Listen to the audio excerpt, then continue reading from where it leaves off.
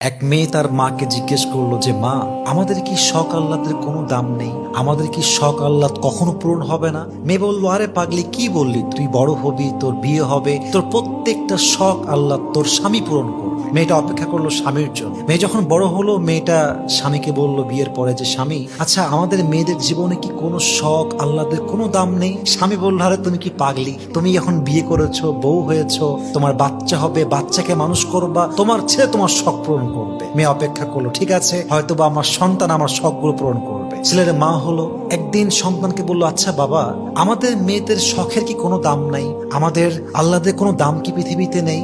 সন্তান বলছে, মা তোমার কি মাথা খারাপ? তোমার বয়স হয়ে গিয়েছে, তোমার এক পা কবরে ঢুকে গিয়েছে, তুমি এখন আল্লাহ বিল্লাহ করবা, কবরের ফিকির করবা। তখন মেয়েটা বুঝতে পারলো যে আসলে পৃথিবীতে নারীদের শখ বলতে কিছু নেই। পৃথিবীটা নারীদের আহ্লাদ পূরণের জায়গা নয়। নারীদের প্রথম এবং শেষ ঘর কবর ছাড়া আর কিছুই হতে পারে না। ঠিক কিনা বলেন?